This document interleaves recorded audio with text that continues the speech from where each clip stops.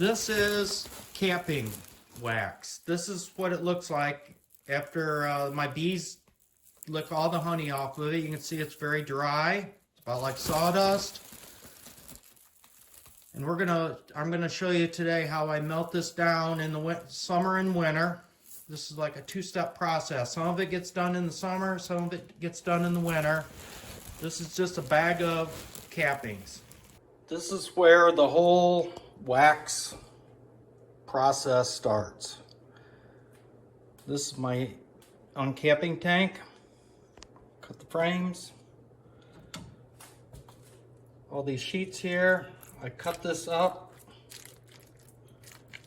into mush so the honey drains out. It'll look like that overnight.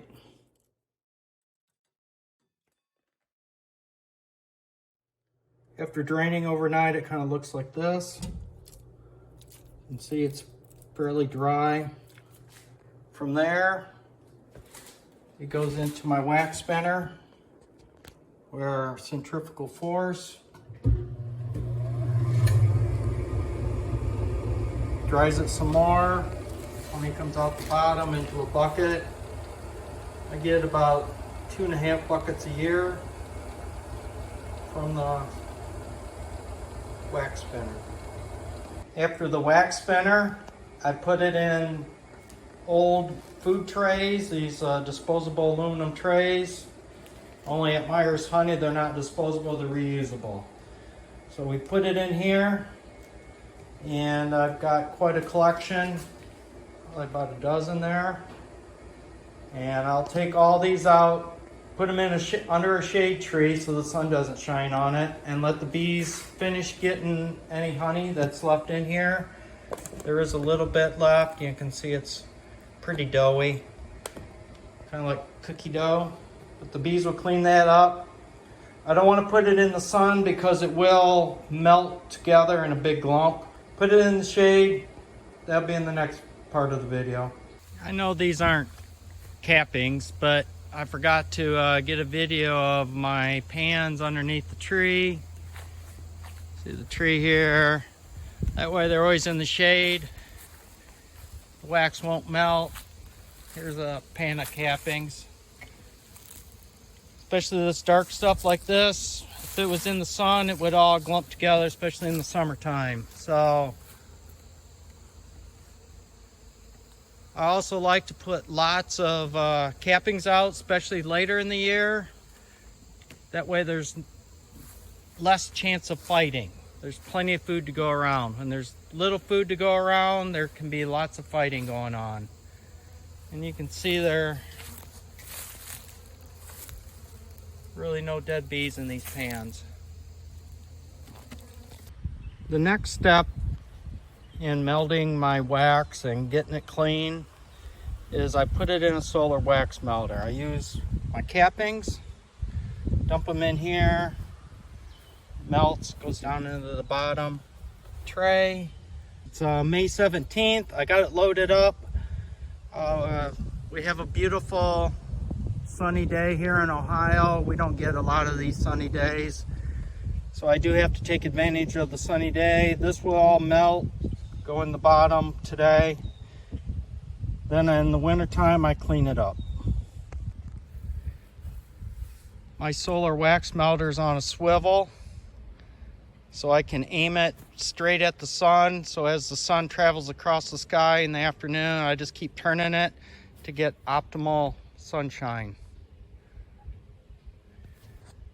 In my operation is my solar wax melter. I got the lid popped out. This is what it looks like at the end of the season.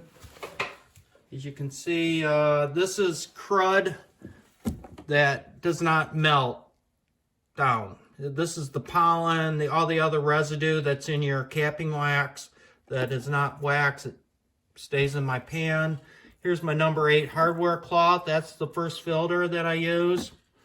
Underneath is a pan that never filled, but this is baker's wax or baker's honey. Everybody talks about baker's honey. This is the honey that still is in the wax that doesn't get out by pressing or the bees can't do.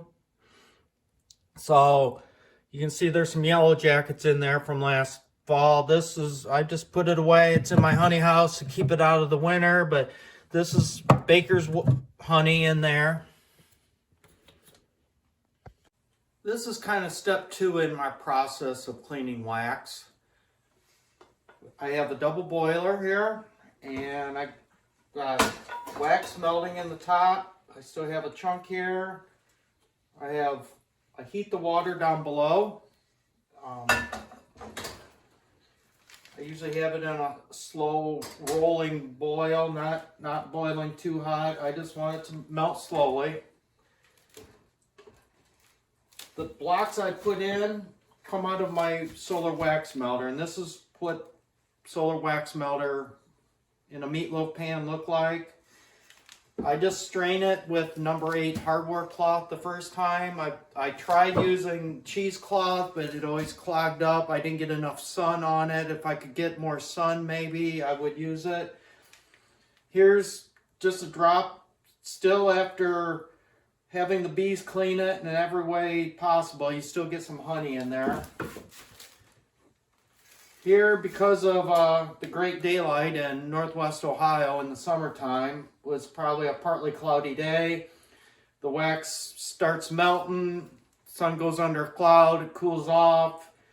It's not a nice pour, so it's got honey trapped in the middle here. The dark is honey that is coagulated inside the wax where it didn't separate out due to warming, cooling, and never melting in one nice chunk. This is, ideally I like it when the whole tub melts into one block. But it doesn't always happen. It gets sorted out here. I put some water in the bottom, and you can see where the water never heated warm enough for the wax. So there's like little BBs of wax here. So once I get this melted down a little bit more, we're going to do a pour.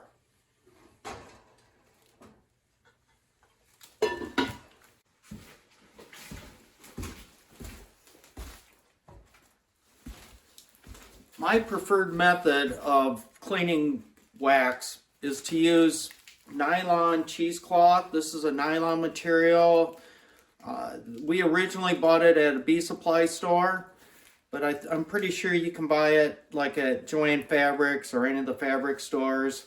It's nice. It cleans up real well. Here's a brand new piece that we have hemmed up. I also strained honey with this same cheesecloth material. You can see it's very thin. I think they make it for like curtain material. So this is what we use. Got a piece here. I just keep reusing this piece. I've used it for years and years. Same material. And all I do is put it over my trays. I use meatloaf trays. These are some bread trays that I bought at an auction. All this is used equipment like at a thrift store. Depends on how much you're going to pour. If you only have a few hives, you're only going to get a little bit of wax. You only need 1 or 2. I end up with about 60 pounds of cappings every year to melt down. So this is an ongoing project. This is what I do partly in the winter when I'm doing other things like cleaning up old frames. So drape it over. I use some clothespins to hold it in place. Put just a little bow in it so it doesn't run out over the top, and pin it. And now we're going to do a pour. Most of my wax is melted in here, but I never get to the bottom. This is an ongoing all-day event. So all I do is just slowly pour through the cheesecloth, and it soaks in. The residue stays on top, and the wax goes through. I usually pour it in about an inch or inch and a half thick bricks.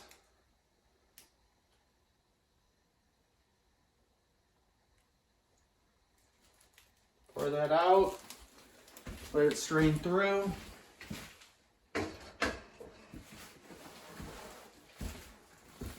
And what I do then is I pour a little bit in this container.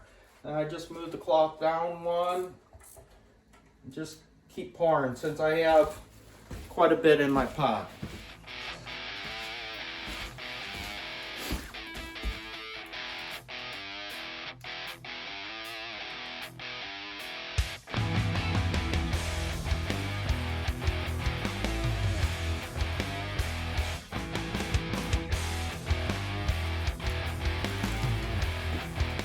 You want to be careful with this wax. Remember, this wax is hot, it gets on you, it's going to burn you.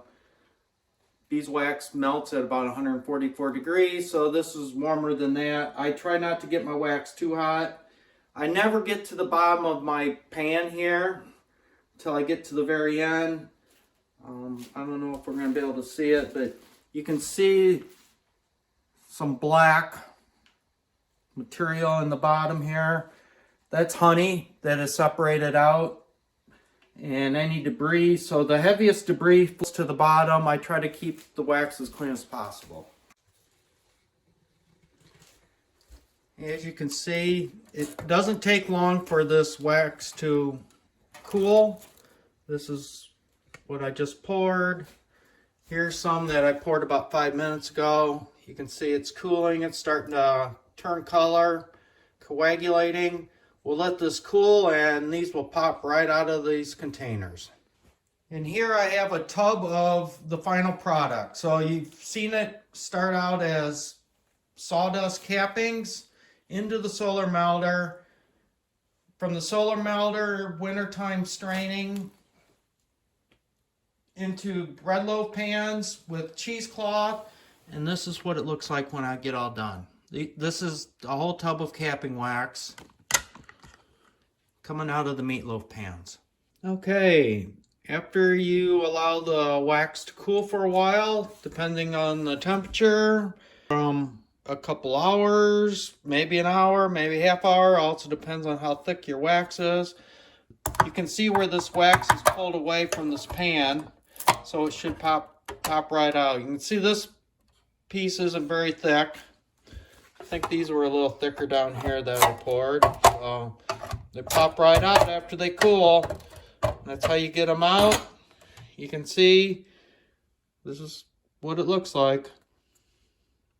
Capping wax, just filtered twice, once through the cheesecloth and once through number 8 hardware cloth. So there isn't much to this.